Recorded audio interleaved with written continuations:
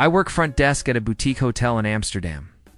Last summer, an American couple checked in and immediately asked where they could park their rental car for free, like at Hampton Inn. Explained Amsterdam's parking costs roughly 40 euros per day. The husband laughed. 40 euros? That's like, what, 15 bucks? I shook my head. Closer to $45. His smile vanished. He pulled out his phone, Googled the exchange rate, stared at it for a full minute, then said, "This has to be a mistake. Europeans wouldn't pay this much to park." I told him Europeans mostly bike or take trams. He looked at his wife and said, "See? They can't afford cars here." They paid for 1 day of parking, then spent the week complaining that their car got towed from a bike lane. They genuinely believed the tow truck driver was scamming them because it wasn't a real parking spot anyway. My colleague in Prague once had an American ask if they still used communist money when shown Czech crowns. The tourist asked why they hadn't switched to euros yet since the Soviet Union ended. The guest seemed disappointed that capitalism had reached Central Europe. Another time in Stockholm, a visitor asked our restaurant if we accepted normal money or just Viking coins. She was completely serious. When we said we took cards, she replied, "Oh good, you're modernized." These stories aren't rare. They happen constantly, and they reveal something fascinating about what happens when American confidence meets European reality. If you're someone who actually wants to understand why these cultural collisions happen, not just laugh at them, this is the one place on YouTube that breaks the psychology down. Subscribe now, so this level of clarity keeps finding you. I worked at a car rental desk in Munich for 3 years. One afternoon, an American businessman rushed up and demanded a quick drive to Paris for lunch. I pulled up the map. "Sir, that's an 8-hour drive." He shook his head firmly. "No, I saw it on the map this morning. Everything in Europe is close together." I showed him the actual distance, 830 kilometers. He squinted at the screen and said, "Kilometers don't count." "How many miles?" I converted it. "About 515 miles. He crossed his arms. "That can't be right. My hotel is near the Eiffel Tower on the map." Which map? He showed me a tourist brochure with illustrated landmarks. The Eiffel Tower and Brandenburg Gate appeared inches apart. He'd assumed the cartoon was geographically accurate. When I explained continental scale, he accused me of trying to upsell a flight, rented the car anyway. Most channels stop at the joke. I go further, decoding the worldview behind the behavior. If you recognize the difference, and you want to stay a step ahead of these misunderstandings, subscribing ensures you never miss the next reveal. He returned 8 hours later, exhausted, furious, and 20 minutes too late for his lunch reservation. He left a review saying our rental agency lied about European geography. To increase mileage charges, he included the cartoon brochure as evidence. My friend manages a pharmacy in Rome.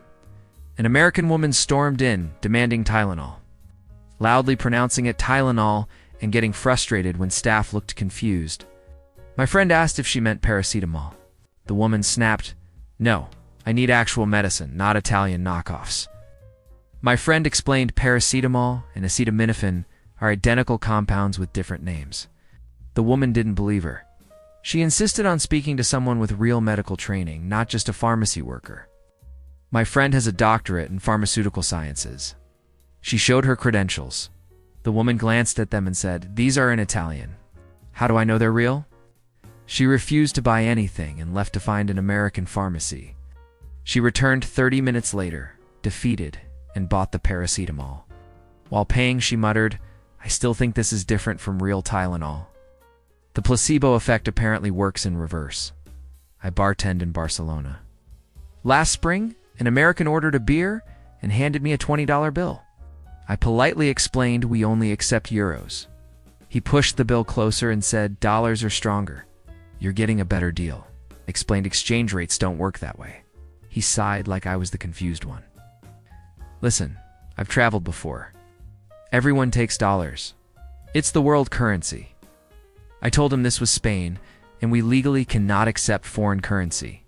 He demanded to speak with my manager. My manager came over, heard the situation, and repeated exactly what I'd said. The American pulled out his phone and read from a website. It says here the US dollar is the most traded currency globally. My manager nodded. Yes, but that doesn't mean Spanish businesses accept it, the man finally. Paid in euros, but left a 1-star. Review saying we were anti-American and refused legal. Us tender. He seemed genuinely offended that Spain had its own I wait tables at a cafe in Paris. Our service style is typical for France. Take your order, bring your food, leave you alone, unless you signal for attention. Most Europeans appreciate the privacy. Americans find it baffling. One man sat for 15 minutes after finishing his coffee, then exploded when I didn't immediately bring his check. I've been waiting forever. Don't you people believe in service? I explained in France. Bringing the check before it's requested is considered rude, like rushing someone out. He stared at me. That's the dumbest thing I've ever heard. You're literally costing yourself money by making me sit here. I told him there's no table turnover pressure. He could sit all afternoon if he wanted. This made him angrier. So you're just lazy? You don't want more customers? I brought his check. He left exact change. No tip. And posted online that French waiters are trained to ignore Americans. Specifically, he genuinely believed it was a coordinated conspiracy rather than a different cultural approach to dining. My sister works at a hotel in Copenhagen. Their rooms don't include air conditioning because Denmark's climate rarely requires it. One July, during a brief heat wave, an American family demanded a room that actually works. My sister explained that Danish buildings are designed for mild summers and offered fans. The father scoffed. So you're saying Denmark hasn't invented air conditioning yet? My sister clarified that AC isn't standard in most European homes. He looked horrified. How do people live here? This is like camping. She mentioned that temperatures rarely exceeded 25 Celsius. He had no idea what that meant in Fahrenheit, assumed it was hotter than it was, and insisted Denmark was uninhabitable in summer.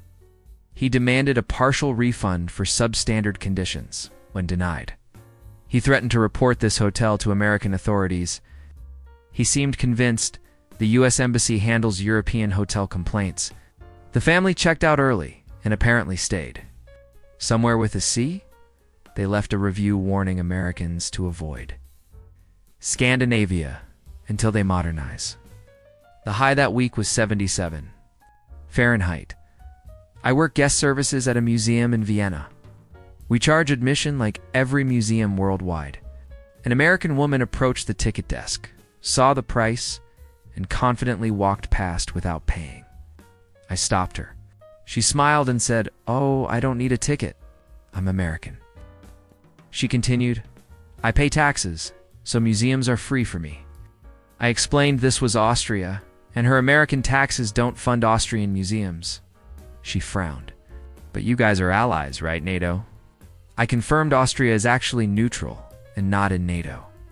She looked genuinely shocked. "Since when?" I said, "Since 1955. She shook her head. "That can't be right. I learned in school that all of Europe is in NATO," and briefly explained European military alliances. She interrupted. "Okay, but I still shouldn't have to pay. I'm a tourist." "Tourism helps your economy," I agreed. "Tourism helps but doesn't grant free admission."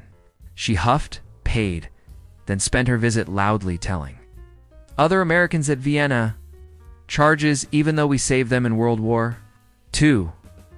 Austria was invaded in 1938. She didn't know that. Either I manage a train station information desk in Brussels. Most questions are straightforward. Platform numbers, departure times, connection advice. But last autumn, an American asked which train goes to Europe. I needed clarification. Which city in Europe? He seemed confused by the question. Just Europe. The main part. I asked if he meant Paris, Amsterdam, or Berlin. He shook his head. "No, I want to see Europe." Like the capital, carefully explained. Europe is a continent with 44 countries, not a single destination. He pulled out his phone and showed me his itinerary. It listed Day 4, visit Europe with no other details. His travel agent had apparently written "Explore Europe" as a placeholder, and he'd interpreted it as an actual location. I asked what he wanted to see. He said, old buildings, castles, that kind of thing. I suggested Bruges. He asked, is that in Europe? I confirmed Belgium is in Europe, and he'd been here for 3 days already. He stared at me, processing this information, then said, wait, Brussels isn't in France? I showed him a map. He studied it for a solid minute before saying, so you're telling me I've been in Europe this whole time? I nodded. He looked betrayed, like we'd all conspired to hide this from him. He bought a ticket to Bruges, but seemed disappointed he'd already wasted his Europe day. He left still muttering about how they should really label things better. These moments aren't about intelligence. They're about what happens when someone's cultural framework is so deeply ingrained that alternatives become invisible. When you grow up in a country where your systems, language, and currency dominate global media, it's easy to forget they're not universal. Every American who demands dollars in Barcelona or assumes Paris is a quick drive from Munich isn't necessarily ignorant. They're just experiencing the disorienting reality that they're normal. Isn't everyone's normal? What makes it comedy gold is the confidence. That unshakable certainty that surely, obviously, the whole world works like home. And when it doesn't, that moment of genuine confusion when reality doesn't match expectation. That's the sweet spot where the best stories live. You've already invested this far. The people who subscribe aren't here for surface-level travel cliches. They want the real dynamics shaping how cultures collide. Subscribing isn't about helping me. Simply how you make sure you stay 3 moves ahead of the confusion. Got your own cross-cultural confusion stories? Share them. Because apparently, we're all living in different worlds, just trying to figure out each other's maps.